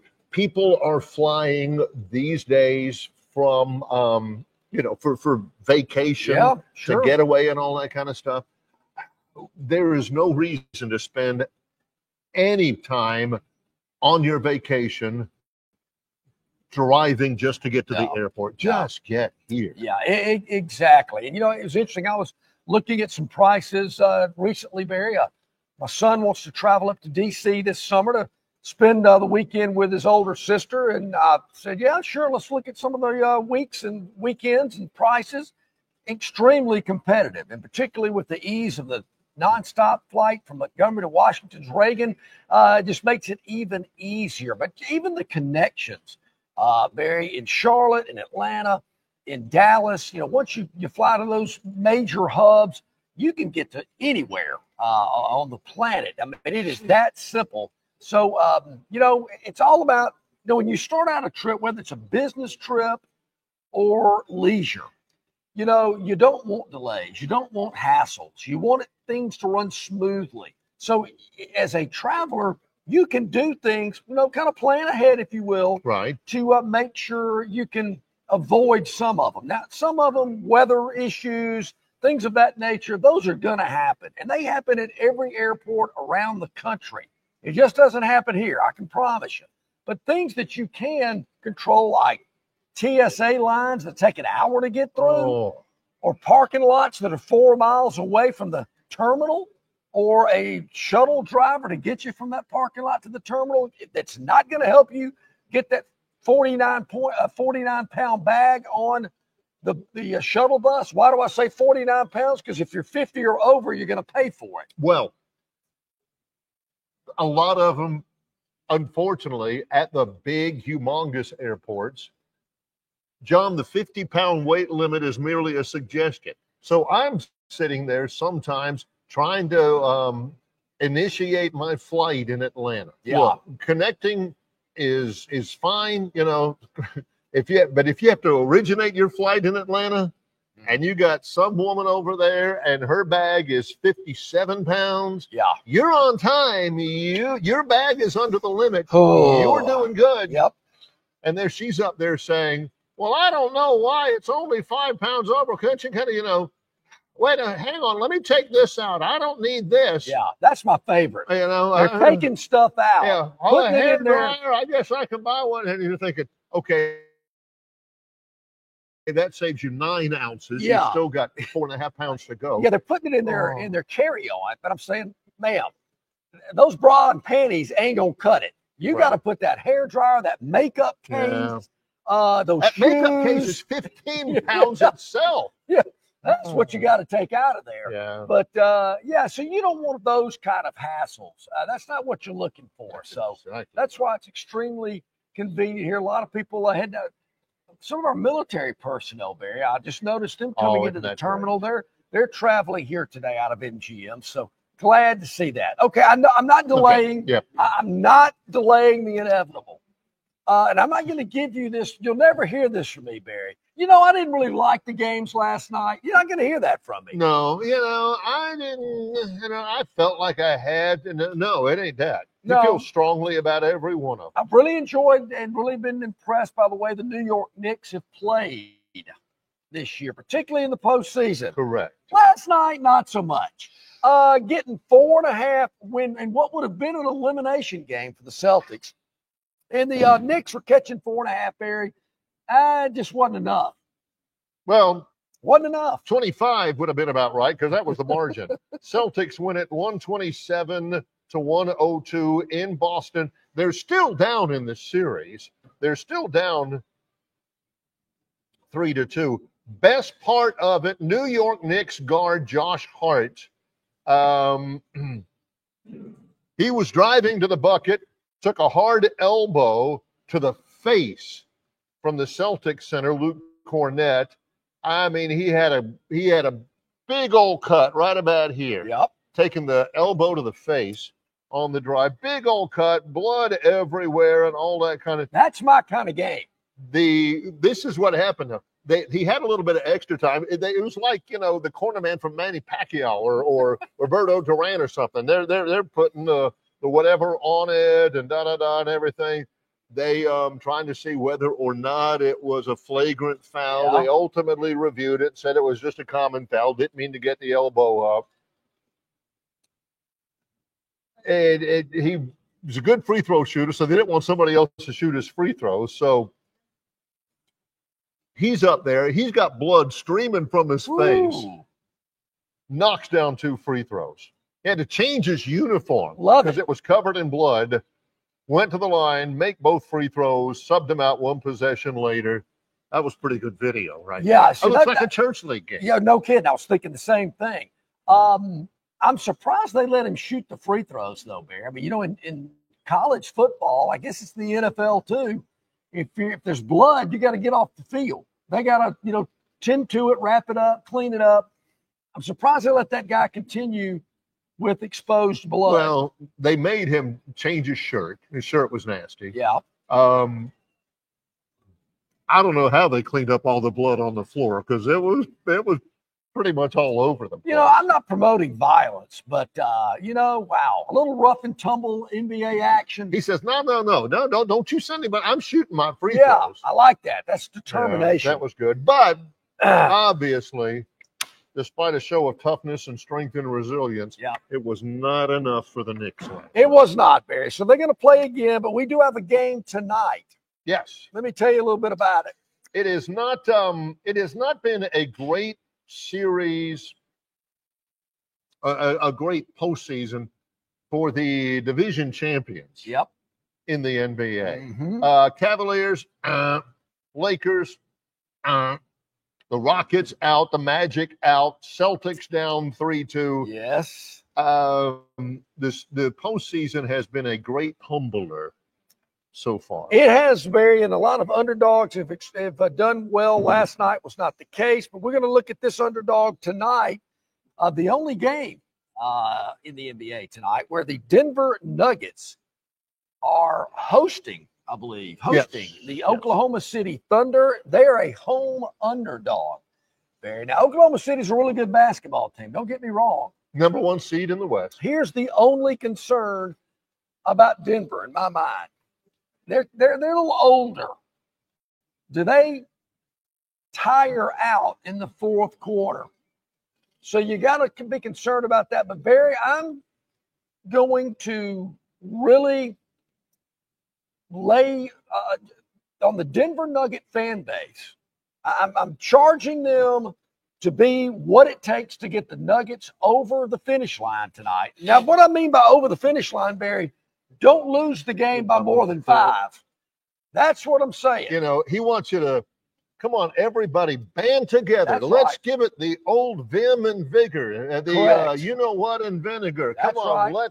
let's be the big difference. That's yeah, exactly John. Yeah, I hear you. I hear you. I think we can win the game. Well, you don't have to win the game. No. No. When I'm talking about do your part, help out the old home team. Yeah. I'm talking about winning. I'm talking about helping me cover. Now, if they want to win, great. I mean, I'm all for it. Nuggets win, extend this thing out a little longer. I'm all in. If they lose 100-97, I hate it for you. Well, doggone it. Yeah. The fans, you did your job, though. That's right. You didn't root your team on to victory, but you rooted them on to a cover, which is all I'm asking from you. And if you can't cover, I hope you lose by 40. Yeah, 45. And get those old bums off the floor anyway. They're tired now. Right. Tired. But until then, do your part. So we're yell for the team, gripe at the referees, the whole schmear. Nuggets plus the 5 tonight is the Phantoms Daily Dog today. I think we've hit 10 out of the last 13. Just saying. I think so. Just saying. That checks out. That's exactly right. 10 out of the last 13. So yeah. Just, as they say, put that in your pipe and smoke it. Yeah. Also, in the world of sports, big congratulations, by the way, for Dr. B. He's in Stark, Vegas. All right, Dr. B. He said the oldest son graduates from Mississippi State today. Fantastic. How about that? That is awesome. Good A stuff. degree from Mississippi State? Yep. We know some Mississippi State graduates, most of them in agronomy. Yes. Or turf management, correct. or whatever that is. That is Congratulations correct. to you. Good. Theoda says he's got his suitcase is the max size allowed, but every time he flies, he sees people with bigger suitcases. I'm looking at some big ones over there, Barry. Those are huge. And so are the suitcases. Yeah. Yeah. I wonder what's up with the cellophane wrap. I see that a lot in international flights. I don't know what I do not know what that. I have noticed that if you Yeah. go, like sometimes when you're going through customs and immigration coming back into the country, Yeah. you'll see a bunch of suitcases wrapped up in cellophane. I wonder don't why. understand what that's all about. I don't either. But you know, the traveling with the sports team sometimes, particularly basketball, and you got the 50-pound weight limit. Well, I've got a crate of equipment, I've got a suitcase, and I got to carry on. A lot of the stuff that the basketball managers are carrying in the big duffels. They don't check out. You know, some of the players have a little bit extra stuff and everything, warm-ups and all that. So and the athletic trainer. The athletic trainer will have the electric stimulator for blood flow in case somebody's had like an ankle strain or something like that. So we'll shift stuff in and out of duffel bags. You know, we'll say, okay, so that one's 60. All right, well, we'll take out the electric stimulation aid, and we'll put it in Barry's suitcase, because Barry's got. All right, we'll take all these extra shoes that the manager's got. We'll put 2 of them in the star guards bag, 2 of them in the power forward, and to get it kind of evened out, and then we all figure it out later when we get back. That's interesting, Barry. And I know it's a totally different thing altogether. Different kind of flying altogether. And there's a lot more equipment involved. But when the football teams fly out, they got a guy in an 18-wheeler taking all that equipment to the game. The team gets on the plane and flies. Yes. Obviously, there's not as much in basketball, but there's still some. There's still a significant amount, I would Do say. those guys, I mean, do they not drive and the team fly? Everybody flies in basketball? Well, a lot of them charter. Troy usually flies commercial out of the Montgomery Regional Airport. We chartered to the NCAA tournament game up in Milwaukee. But yeah, most of it for us is commercial, which, you know, you follow commercial guidelines as far as baggage and stuff. And you get a little bit creative with that. It's true. But I can imagine if you're trying to take, and I'm trying to think of, you know, I guess you're not taking balls. I mean, the team that you're playing is going to have that correct. for you. That's correct. That's correct. Goodness, that'd be rough. But shoes, I mean, you got to have take all these different. Somebody blows a shoe out, you got to have some extra shoes. Right. Warm-ups, practice gear. You got all the stuff for the athletic trainers, the strength and conditioning coach.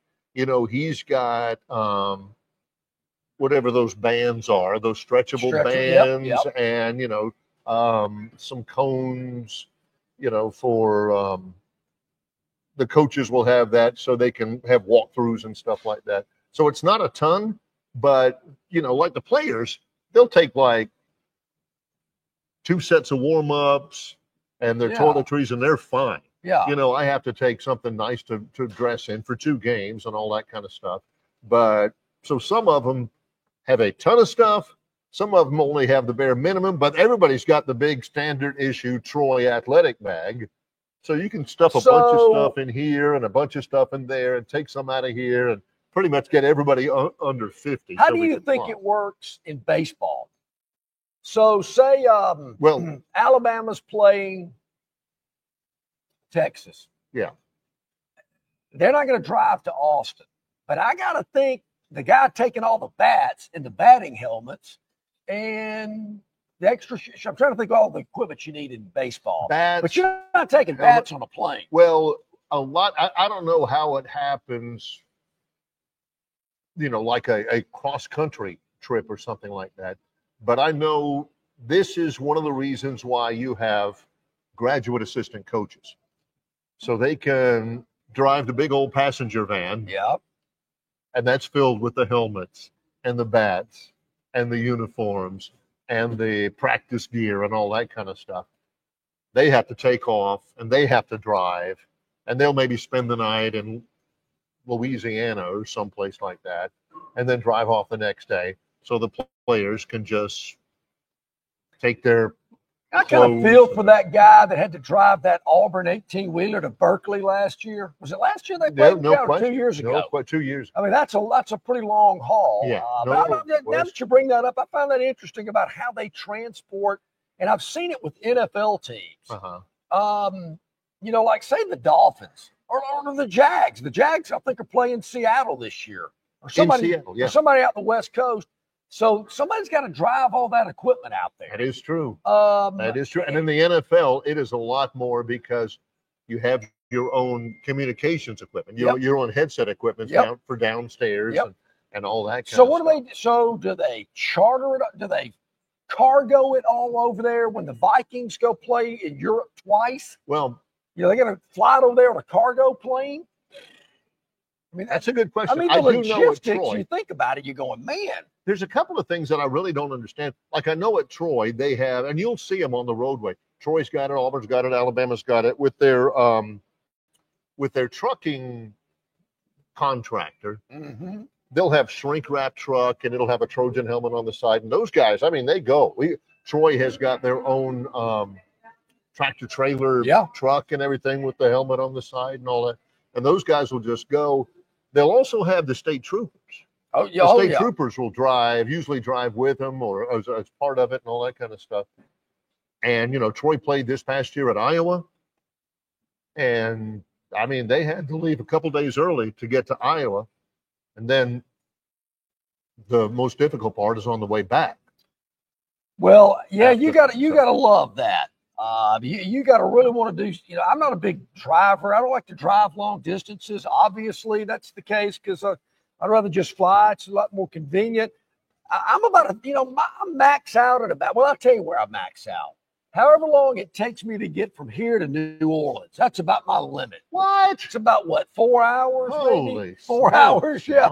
4 hours. It's about 4 hours. That's about John's. I get that. Yeah. That's about John's limit. Yeah. I mean, you think my attention span can, but if it wasn't, if the scenery didn't change and you weren't going over Lake Pontchartrain and some of those other bridges, well, the worst part of that drive's from here to Mobile. There's no question. You're going, there's no question. And sure, you're thinking Mobile to the Louisiana state line would be a little dull. Yep. No, it's broken up because John's like, hey, look, Hall & Oates is playing at the Bow, or who is that? Well, is that guy still alive? Exactly. What's he doing over there playing at Harris? That kind of that's stuff. A great point. It's the billboards. It is. I love the billboards as you get close to Biloxi to see Pablo Cruz. How do you look? Pablo Cruz. Really? I didn't know they were still a thing. Air Supply? Really? No way. So I do like that. Yeah. That is pretty fun. But 4 hours. Well, he could probably do it. All I'm saying is I wouldn't want to be in the car with him after 4 hours. Barry, when changing the channel over and over and over again, constant. So okay, Yacht Rock, don't like that one. I'm not a big fan of. On my steering wheel, I can hit my thumb; it'll move the channel, so I don't have to reach. Mm-hmm. So when the wife's in the car, it's kind of like TV. I hear like 4 notes, 4 more notes, terrible, 4 more notes, and I'm just clicking. Or sometimes I can read what the song's going to be before I even hear it, and I click it. And it just drives her insane. Yeah. The other thing, when I leave the house, Barry, I don't want to stop. Look, if we're going, let's go. We're not going to stop at the the taffy pull place or wherever. Go to the bathroom, eat, and get a Diet Coke for the road because we're not stopping. You know how many times I've won out on that? 0. And I'm thinking, why are we stopping? We don't need to stop. I want to try to get there. Let's go. Doesn't work. I don't like to stop. This is the nice truck stop at, where is it? Citronelle. Yeah. This is great. Their bathrooms are really clean. It's exit 69 and the Flomaton exit. The Yellowhammer. Oh, yeah. Yeah, we got to stop at the Yellowhammer. No, we don't. Oh, yeah, we do. So we do.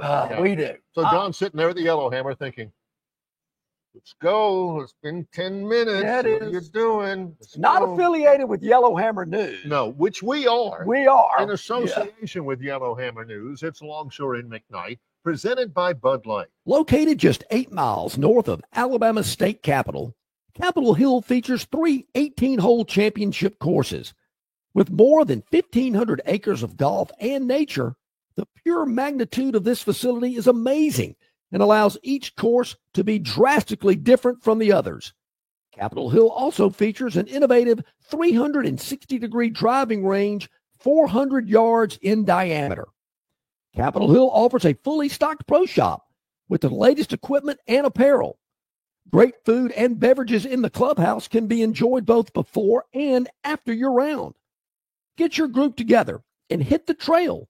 Go to rtjgolf.com/Capitol Hill for tee times and more information.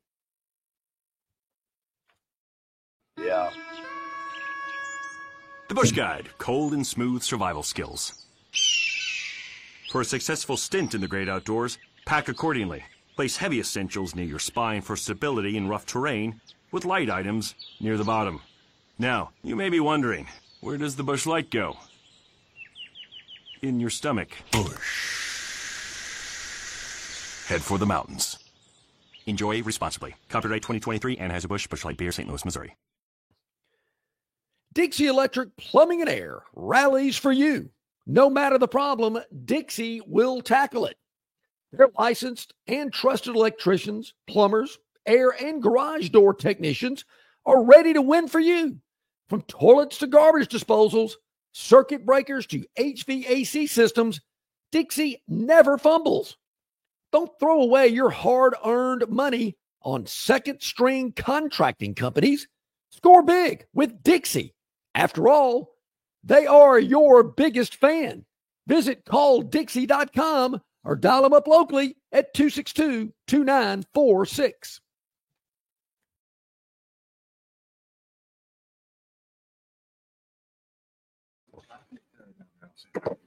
All right, we're back at it here on a Thursday from the Montgomery Regional Airport.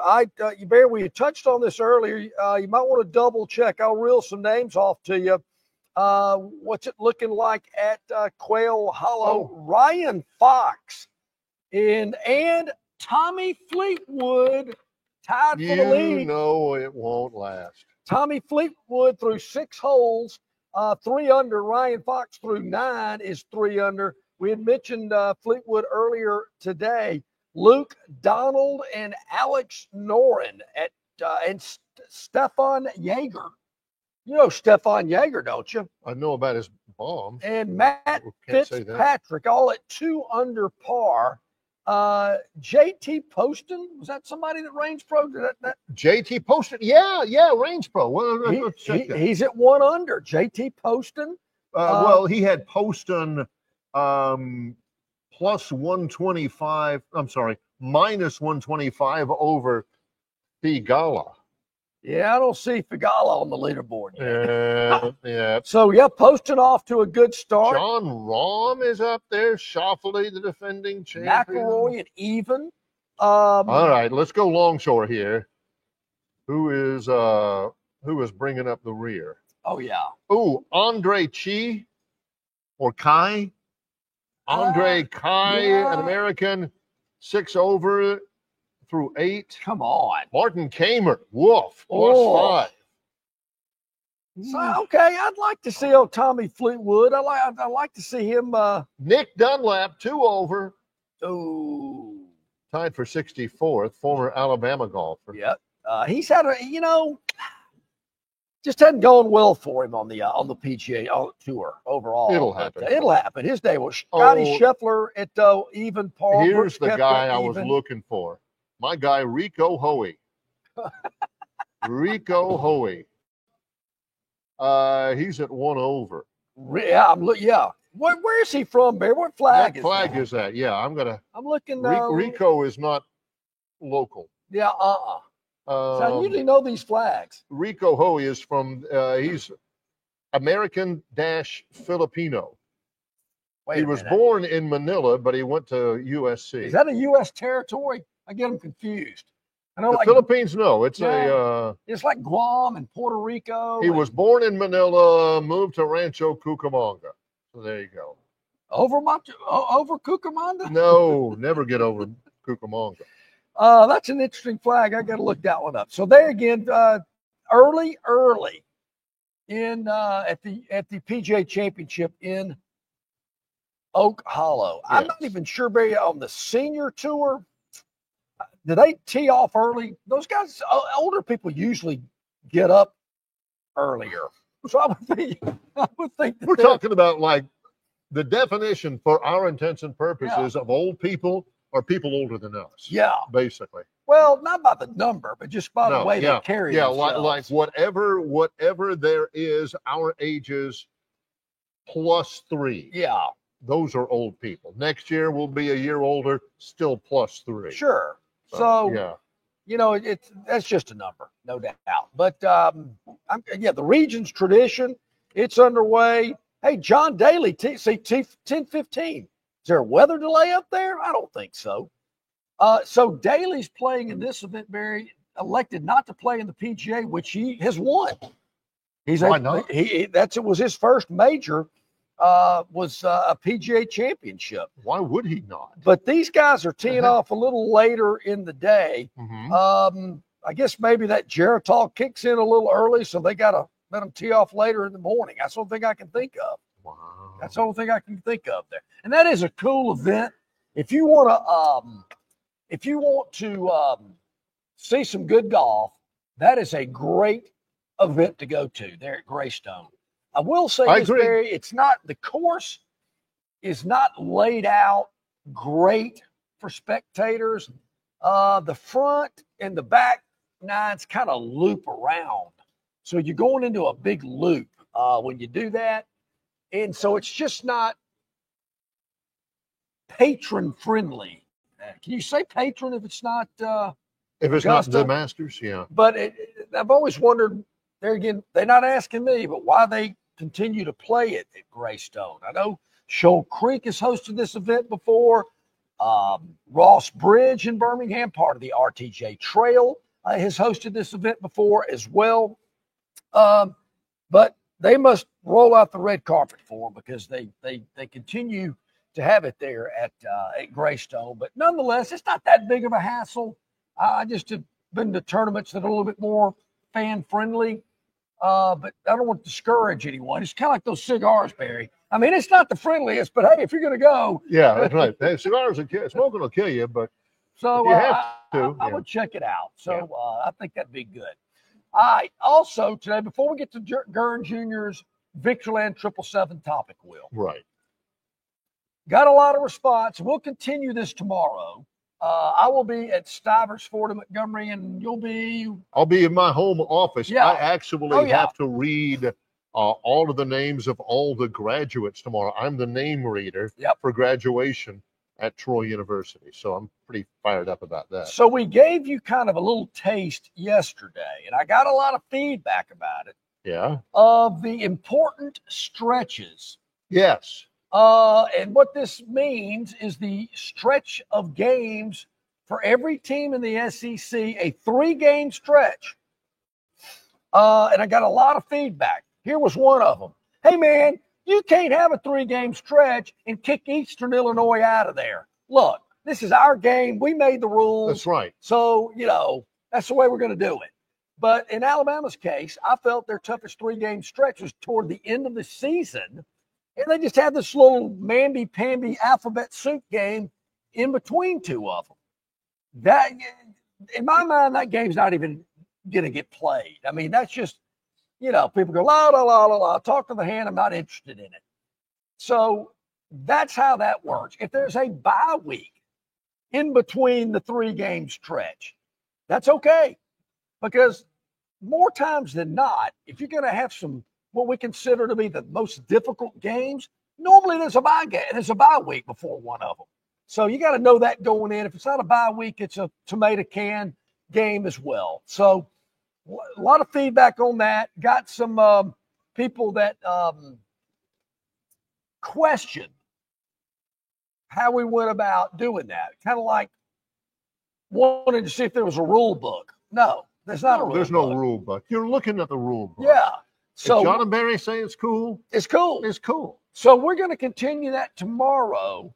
And I did get some feedback on the trio of games that we picked. We'll go get into that a little bit more tomorrow as well. No, but we're not through with that. So just we've still got a lot of work to do. Yeah, be patient. John from Wetumpka said, "Good luck reading the names, Barry. You must owe somebody something." I do work a lot, and I'm proud to do it. There's I've been the, commencement, graduation. I think there's over 1,000 names in spring for Troy.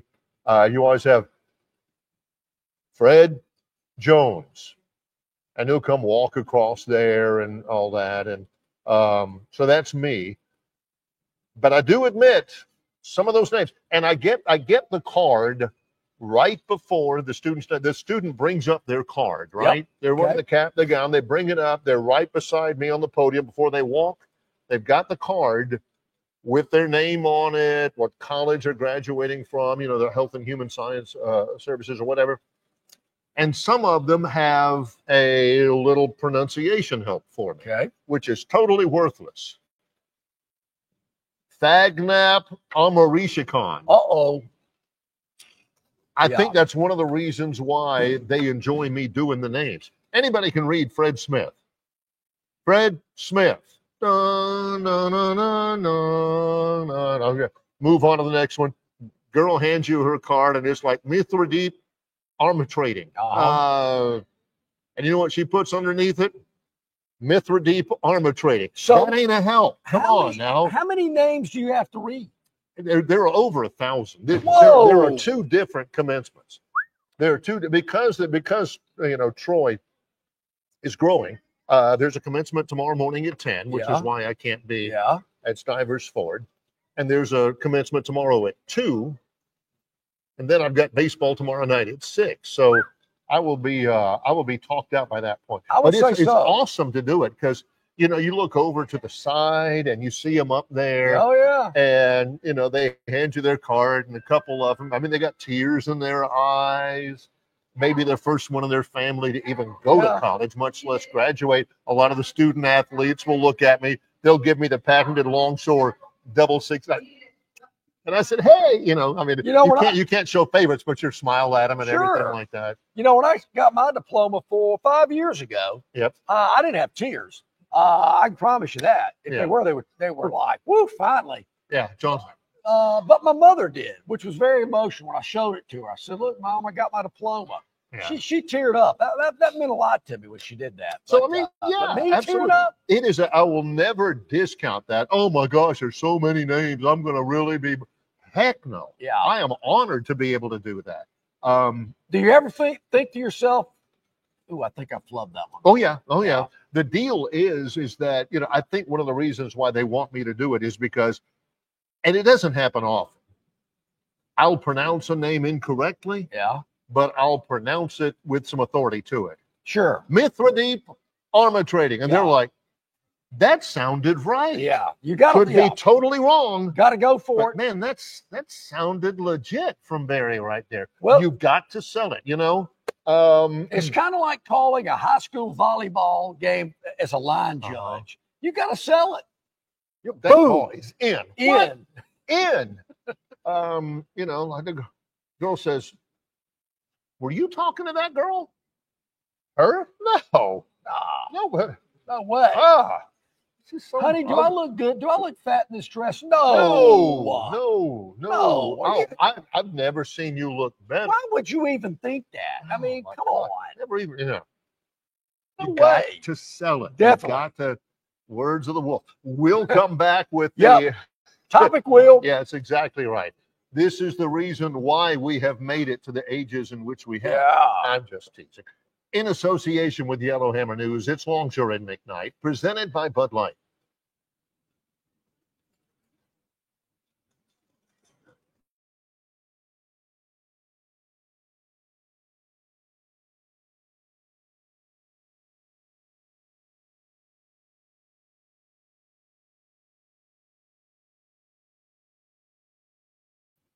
Hey, we're back. We just keep it going. Yeah, we're back. I'm very intrigued by the having to sell it. I think that's I like that a lot. Oh yeah, having to sell it. By the end of it, don't get me wrong, I'm a little bit fatigued, but it means so much. It's always a packed house. It's always great.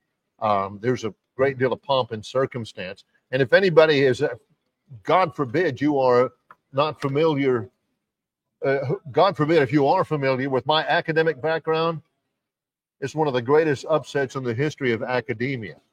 A guy like me, academically, and I wasn't bad, but I could have been a lot better. Sure. Well, we all could. Reading other people's names, you know, summa cum laude, which I've never scared. Yeah, that. the reason I bring that up, Barry, is I'm just trying to picture myself reading out names to close to 1,000 graduates and getting every one of them correct. Yeah. Oh, there's no question. Or how bad I would butcher some of those names. I flatter myself. I get 99% of them correct. Yeah. But it's that 1% where you say, I don't know why. I have no idea who this is. Why Mithridates Armor Trading. John would be like, Mithridates Armor Trading? You know, and she's looking at you. She's giving you the stink eye. Yeah. Everybody in the audience is saying, "There's no way he got that." Mithridates Armor.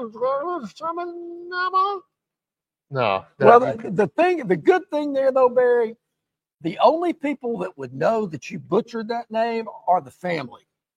The other 98% of the people there, you go. They're going, man, this McKnight guy's kept knocking it out of the I park. don't know who that girl was. Never heard of her before in my life, but he had to have nailed it. Don't you think? I mean, this is unbelievable. Uh-huh. So you got that going for you. Yeah. You know, if you see a name tomorrow and it kind of trips you up a little bit, just go with your first instinct, because there again, the vast majority of them not going to know. You got to sell it. You know, Barry, it's kind of like when that guy brushes up against you and you start wailing and flopping, you got to sell it. That's right. In the lane, it's not like you're playing defense. You just happen to be there. Yeah. And he's driving and he brushes into you. Look, you're as surprised as anybody that could have been construed as defense. What just happened? Was Longshore guarding that guy? No, he just was kind of happened to be there. And he fell over, and they called an offensive foul on that guy. Longshore got a defensive stop. Wow. Yeah. All right, here's your $10. Okay, I don't know how you knew that. Okay. That's saying something. Yeah. Getting the defensive stop. That is definitely saying something. But yeah. So I've even there've been. I mean, I don't obviously do as much public speaking as you do, but there've been some times. Heck, I can remember emceeing the Special Olympics opening ceremony. Oh yeah. What is that? What is that word again? And then hyphen it out. I would write it above the script and hyphen it out, so I would make you sure. got to do it. Yeah, that's an insider's tip. Yeah. Absolutely do that. Section it up to where little pieces here and there. And I love doing it. I've done it quite a bit now, and it's a real honor for me to be the commencement reader at Troy. I absolutely love it. Dr. Hawkins, I can never thank him enough, and Dr. Palmer. But the other pro tip is, they have everything going on beforehand. Chancellor, we present these names as candidates for the baccalaureate degree in criminal justice. And the chancellor responds, on behalf of the Board of Trustees at Troy University, I am happy to confer each of these graduates with the degree of Bachelor of Science in Criminal Justice. You have to do that with each college and blah, blah, blah. While that's going, I shouldn't have said blah, blah, blah. You have to do that with each one of them. It's a very, very important, somber thing. But before all that begins, last thing you do, before you hear, you better be in the restroom. Oh, yeah. No, how long does this last? It'll last, I mean, the whole thing will last an hour and 15 minutes. Yeah. But you do it twice. It's broken up this year. Sure. But, and I've never had an issue with that. But it would be terrible if you say, next up, the College of Business.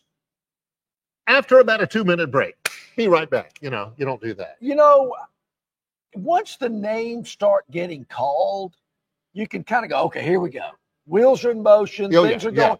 It's all it is now is just all that preliminary talking, somebody giving a graduation speech. Right, there's that. Yeah. You know, you're kind of going, okay, come on. No, I mean, let's go. Let's get these names going. Come on now, let's go. It's great. It's great. And of course, you know, I had my graduation at Garrett Coliseum. No air conditioning. Didn't have it like in the gym or anything? Well, we had 680 people graduating. Oh. And all the families were there. Obviously, so we needed a big arena. That many and people so, you know, when I was at Jeff Davis, it was the largest high school in the state. And only 3 grades, 10th, 11th, and 12th still had the largest enrollment of any school in the state when I was there. My graduating class, 680, over 3,000 in the school. Obviously, the ones that started 10th grade, there were a lot that didn't make it to 12. I'll just leave it at that. There were a lot of 10th graders at JD, well over 1,000. Oh, and it kind of attrition got us. By the time we got to our senior year and it was graduation time, some of those people I started out in 10th grade with didn't make it to the end of 12th grade. But whatever. And John didn't notice it until, hey, you remember that big guy? Yeah. That big guy with the acne? Uh-huh. Whatever happened to him? Yeah. Johnny ain't been in school since 10th grade. Yeah. Oh, okay. Exactly. I won money off him one time. So yeah, it was a big day. But I couldn't even tell you my graduation. Who spoke at my graduation? I couldn't even tell you. It's a great thing. I am totally honored to do that. I am. Who's speaking tomorrow? Oh, I don't remember. It's got to be good. Yeah, we got a run through today. I got to go to the arena this afternoon. We're gonna a graduation practice. Do the graduates have to show up, or is it just? No, it's just basically me and the people on the stage to go through the mechanics. I'm just curious. The graduates they do get plenty of coaching. Do not, make sure your tassel's on the right side until after, all of that. Then you can flip it over. Some schools graduations get a little creative where, they put like messages on the tops of their mortarboards. Or what do they call the ropes or something? Yeah, something like that. Do all that stuff where, sometimes the mamas will yell from the stands, and you have to wait a minute or two. Oh yeah. But again, I get it. It is. It's a great time. It's a wonderful thing. It's a great time. Yes. So I'm glad that. Now I will say, is this a little late for Troy to be graduating? Well, I don't know what happens with everybody else. I think Troy's is right on time. I think Auburn and Alabama's are early. The athletically. The reason Auburn and Alabama, they've not had to go to class this past week. They've been able to just, like you asked Coach Meade yesterday, focus on baseball and everything. Troy's had finals. And, of course, Troy's been on the road the last 2 weekends, trying to get finals done, trying to get your final papers in, all that kind of stuff. The reason I ask is usually the Special Olympics is this weekend. Yes, correct. But the reason we're having it next weekend is because obviously Troy's graduating. Right. But it's never been that way. It's always been this weekend. Oh, I see. Yeah. So maybe is Memorial Day earlier than normal? Does that have something to do with it? Because I always wondered. I was been wondering why are we doing this over Memorial Day weekend? But it is what it is. By the way, one thought about that. Still looking for volunteers for the state games competition of the Special Olympics. It'll be held next weekend, May 23rd and 24th, at Troy. They're still looking for volunteers. John and I can both tell you exactly just how rewarding it is just to even be associated with that event.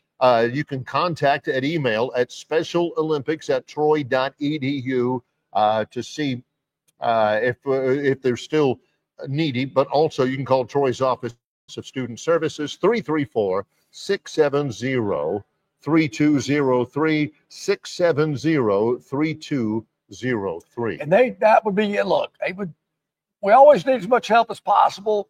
Hundreds of athletes converging on Troy next weekend. So, yeah, if you're in that area, it can be a help. We would greatly appreciate it. Also, once graduation's over, once it gets into summer and you're dealing with your kids on a 24/7 basis and you've got to get out of town for a while, I'm just telling you, don't spend any of your vacation, your hard-earned, well-earned vacation, sitting in a traffic jam in Noonan, Georgia. No. Don't do it. Don't do it. Yeah, you know you're going to come experience a construction delay, a traffic delay, might miss your flight because you think you're getting over or going to Atlanta. It isn't worth it, folks. I've heard so many people come back to us and say, you know, you guys are right. I'll never do that again. I'll always fly from MGM. You should too. Check it all out at flymgm.com for all information, flight info as well. You can even book your trip that way. It is the only way to fly MGM. We are here, going to be here once every month. Always enjoy checking in with our friends at the Montgomery Regional Airport.